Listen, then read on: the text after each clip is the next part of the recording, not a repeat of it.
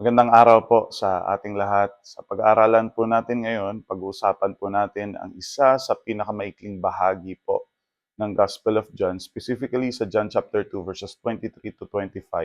Pero napakalalim po ng message nito. Bago po tayo magsimula, tayo po ay mag-pray. Father in heaven, maraming salamat po sa araw na ito. Buksan mo po ang aming isip at puso upang maunawaan po ang katuruan ng inyong mga salita. Turuan mo po kami, Panginoon, na magkaroon ng tunay na pananampalataya at hindi lamang sa panlabas na paniniwala. Gabayan niyo po kami, Panginoon, sa aming matututunan ngayong umagang ito. Sa pangalan ng aming Panginoong Jesus. Amen. So once again, let's talk about verses 23 to 25 ng John chapter 2. Sa unang tingin, parang simpleng statement lamang yung sinabi ng Panginoong Kristo dito tungkol sa mga naniniwala sa Kanya. Pero kapag pinag-aralan natin ng mabuti, makikita po natin na may nakakagulat na detalye po doon sa sinabi dito sa passage na to. So maraming mga tao naniniwala kay Jesus, pero si Jesus mismo ay hindi nagtitiwala sa kanila. So paano po nangyari yun? Hindi ba sapat na maniwala ang tao? So ano po yung kaibahan ng tunay na pananampalataya kaysa sa mababaw na pananampalataya? Ito po yung tanong na sasagutin natin ngayon related po sa pag-aaralan natin. So bago natin himayin po or pag-usapan yung tungkol dito, mahalaga po na maintindihan muna natin kung ano po yung konteksto. So sa simula pa lang ng ministry ng Panginoong Kristo sa John chapter 2, meron na pong dalawang mahalagang pangyayari. Number one, yung water into wine sa Cana. Ito yung unang himala ng Panginoong Kristo. So dito po pinakita niya yung kanyang kapangyarihan saka yung kanyang kaluwalhatian. Pangalawa po yung cleansing of the temple nung pumunta po ang Panginoong Kristo sa templo sa Jerusalem para po sa Passover. Pagdating niya, nakita niya na marami pong nagtitinda. So, meron din mga nagpapalitan ng pera. Nagalit po ang Panginoong Sus kasi po ginawang negosyo yung bahay ng Diyos. So, pinalayas niya sila and pangyayaring ito ay nagpapakita po na si Jesus Christ ay hindi po ordinaryong guro lamang. Meron po siyang banal na authority. So pagkatapos po nito, nagsisimula na pong mapansin ng maraming tao ang Panginoon Kristo.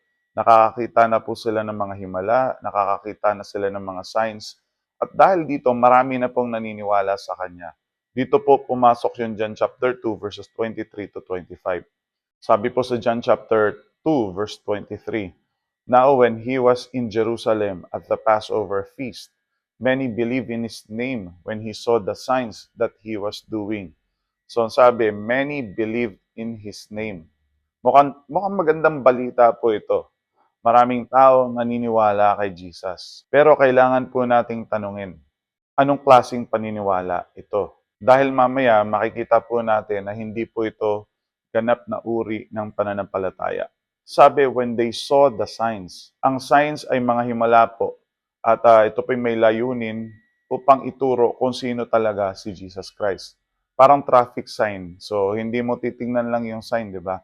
Ang gagawin natin sa sign na yon, susundin natin kung ano po yung tinuturo nito. Ang problema po na maraming tao noon, natuwa sila dun sa mga signs na nakita nila. Pero hindi nila nakikilala ang tunay na persona na itinuturo po nung sign na yon. Kung titingnan po natin sa buhay natin, ganito rin minsan ang nangyayari sa panahon natin ngayon.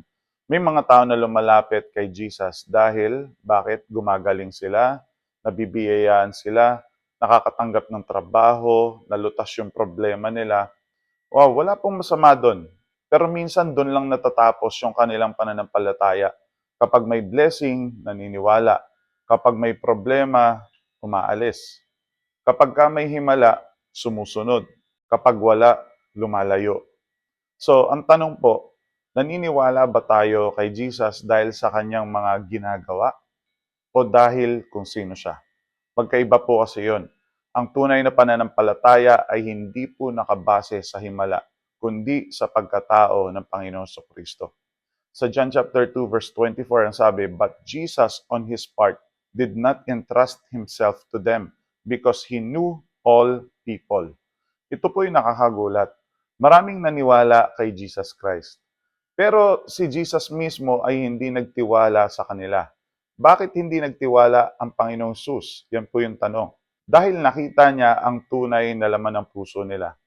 Alam niya na marami sa kanila ang humahanga sa kanyang kapangyarihan, pero hindi pa talaga sumusuko sa kanyang paghahari. Meron silang interest, pero wala silang commitment. Meron silang excitement, pero wala pa po yung transformation. Omniscient ang Panginoong Kristo. Sinasabi po ng talata, because He knew all people. Ang salitang knew ay nagpapakita po ng malalim na kaalaman ng Panginoong Kristo. Hindi lamang po ito information, kundi ganap na pagkaalam. Ito ay tunay na pagiging Diyos ng Panginoong Kristo. Nakikita niya ang ating puso, nakikita niya yung motibo ng tao, nakikita niya yung tunay na kalagayan ng tao. Ngayon, kung titignan po natin at i-apply sa buhay po natin, napakahalaga po nito. Bakit po? Kasi madalas iniisip natin na ang mahalaga ay kung paano tayo nakikita ng tao. Pero si Jesus po ay tumitingin sa mas malalim. Nakikita niya. Ano po yung nakikita niya? Ang ating mga motibo, yung lihim na kasalanan, tunay na hangarin po natin, yung tunay na pananampalataya po natin. Maaring nagmumukha tayong spiritual sa harapan po ng iba, pero hindi natin kayang lokohin ang Panginoon. Nakikita niyang lahat, ito ay parehong babala at kaaliwan po sa atin. Babala dahil wala tayong maitatago sa Kanya, kaaliwan dahil alam niya ang ating pinagdadaanan kahit hindi alam ng iba. Sa verse 25 ang sabi, and needed no one to bear witness about man, for he himself knew what was in man. So, needed no one. Hindi kailangan ni Jesus ng report. Hindi niya kailangan ng survey. Hindi niya kailangan ng recommendation letter. Hindi niya po kailangan ng character reference. Alam na po ng Panginoong Kristo. He himself knew what was in man. So, hindi lamang po yung actions, hindi lamang yung words, kundi po yung nasa loob ng puso ng isang tao. Yung pag-iisip, yung motibo, yung mga nakatagong hangarin. In connection po sa Jeremiah chapter 17 verse 9, sinasabi po sa Old Testament, the heart is deceitful above all things. So, ang tao po ay madaling magpanggap. Minsan, kahit tayo mismo hindi natin lubos na kilala ang ating sarili. Pero kilalang kilala tayo ng ating Panginoon. In connection po sa John chapter 3, which is yung susunod na pag-aaralan po natin, napakaganda pong pansinin na agad pagkatapos po ng John chapter 2 verse 25 ay papasok ang kwento po ni Nicodemus. So parang sinasabi po ni John na alam ni Jesus ang nasa puso ng tao. Pagkatapos ay pinakita niya si Nicodemus. Kahit relihiyoso si Nicodemus, alam ni Jesus na kailangan pa rin niyang ipanganak na muli. Nakikita ni Jesus ang pangangailangan po ng bawat tao. So kung titignan po natin sa personal na buhay po natin, may tatlong bagay po tayong matututunan dito. Una, kailangan natin maging totoo sa harapan ng Panginoong Kristo. Hindi po natin kailangan magpanggap. Bakit po? Kasi alam niya ang lahat ng bagay. Mas mabuti pong maging tapat kaysa magkunwari. Sabihin natin, Panginoon, nahihirapan ako. Panginoon, may takot ako. Panginoon, tulungan mo ako. Yan po ang gusto ng Panginoon. Pangalawa, suriin po natin yung ating pananampalataya. Tanungin natin ang ating mga sarili. Bakit ako sumusunod sa Panginoong Jesus? Dahil ba sa biyaya niya? Dahil ba sa himala lang niya? O dahil siya yung Panginoon? Ang tunay na pananampalataya ay nananatili kahit walang nakikitang himala. Pangatlo, magtiwala tayo sa kaalaman ng Panginoong Kristo. May mga pagkakataon na hindi tayo naintindihan ng ibang tao, pero naintindihan po tayo ng ating Panginoon.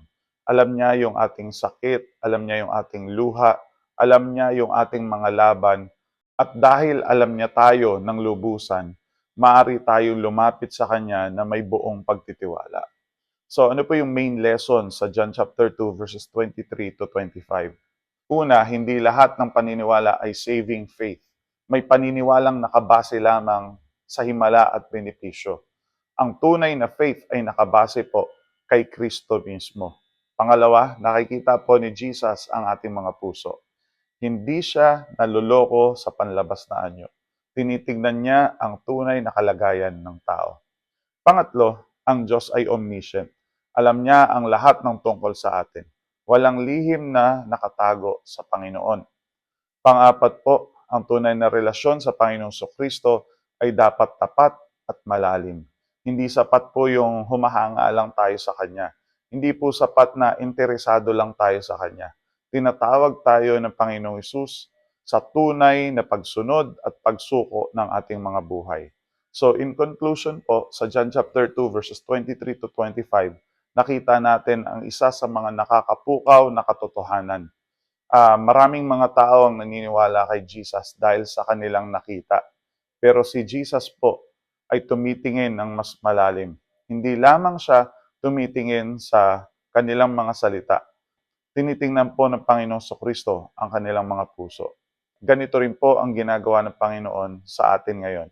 Hindi siya naghahanap ng perpektong tao, hindi siya naghahanap ng pinakamagaling. Ang hinahanap niya ay ang mga taong may tunay na pananampalataya. Mga taong magsasabi, Panginoon, hindi lang ako naniniwala sa iyo dahil sa himala. Naniniwala ako sa iyo bilang aking Panginoon at tagapagligtas. Tayo po ngayon ay manalangin. Panginoong Hesus, maraming salamat po sa inyong mga salita. Salamat dahil kilalang kilala mo po kami at tulungan mo po kami, Panginoon, na magkaroon ng tunay na pananampalataya na hindi po nakabase sa himala, kundi, Panginoon, makilala ka namin ng personal sa aming mga buhay at puso. Linisin mo po kami at patuloy mo kaming turuan na mamuhay ng tapat ayon sa iyong banal na kalooban. Salamat po, Panginoon, sa inyo po ang papuri, pagdakila at pagsamba. In Jesus' name we pray. Amen. Muli po, maraming salamat at magandang araw po sa ating lahat.